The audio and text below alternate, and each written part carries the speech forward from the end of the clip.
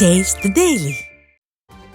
சென்னை நுங்கம்பாக்கத்தில் ஊதிய உயர்வு, பணி நிரந்தரம் உள்ளிட்ட திமுக தேர்தலின் போது அளித்த வாக்குறுதிகளை நிறைவேற்ற வலியுறுத்தி பகுதி நேர ஆசிரியர்கள் 11வது நாளாக போராட்டத்தில் ஈடுபட்டுள்ளனர். பள்ளிக்கல்வித்துறை அலுவலகம் முன் பகுதி நேர ஆசிரியர்கள் 300க்கும் மேற்பட்டோர் தங்கள் கோரிக்கைகளை நிறைவேற்ற வலியுறுத்தி விடியா ஸ்டாலின் மாடல் அரசுக்கு எதிராக முழக்கங்களை எழுப்பினர். போராட்டத்தில் ஈடுபடும் தங்களை திமுக அரசு கேவலமாக நடத்தி வருவதாகவும், இதற்கெல்லாம் வரும் தேர்தலில் தக்க பாடத்தை கற்பிப்போம் என்றும் பகுதி நேர ஆசிரியர்கள் தெரிவித்திருக்கின்றனர். 10 நாட்களும் வீதியில் இறங்கி போராடி நாங்கள் ஒரு மனநோயாளி மாதிரி நாங்கள் ரொம்ப மன உளைச்சலில் சிக்கி தவிச்சிட்டு இருக்கிறோம். இருக்கிறதுக்கு இருப்பிடம் இல்லை, செலவுக்கு காசு இல்லை, ரொம்ப உடல்நிலை பாதிக்கப்பட்டுள்ளது, மனநிலை பாதிக்கப்பட்டுள்ளது. அந்த ஒரு கட்டத்தில் தான் நாங்கள் இப்போ இருந்துட்டு இருக்கோம். எங்களுக்கு ஆதரவாக இருந்தாங்கன்னாக்கா இங்கே இப்போ பணிநேரத்தை அறிவிச்சிட்டாங்கன்னா நிச்சயமாக நாங்கள் பாசிட்டிவாக தான் இருப்போம். இல்லைன்னா நாங்கள் எதிர்வினை ஆற்றத்தானே செய்வோம்.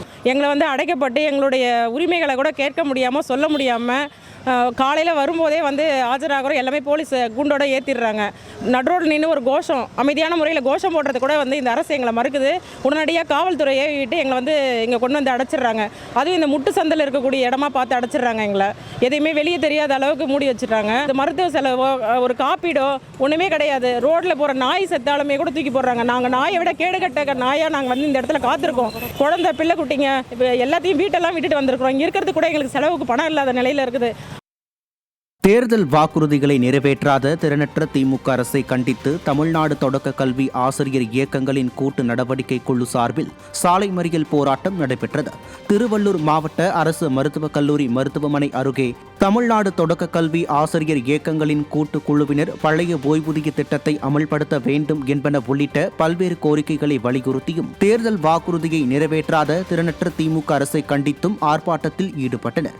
இதையடுத்து ஆசிரியர்கள் சென்னை திருப்பதி தேசிய நெடுஞ்சாலையில் சாலை மறியலில் ஈடுபட்ட ஆசிரியர்களை திறனற்ற திமுகவின் கேபிள் துறை கைது செய்து அராஜகத்தை அரங்கேற்றினர். கிட்டத்தட்ட 243 என்ற அரசாணை போட்டு தேன்கூடாக இருந்த தொடக்க கல்வித்துறை கலைக்க பார்த்திருக்கிறார்கள்.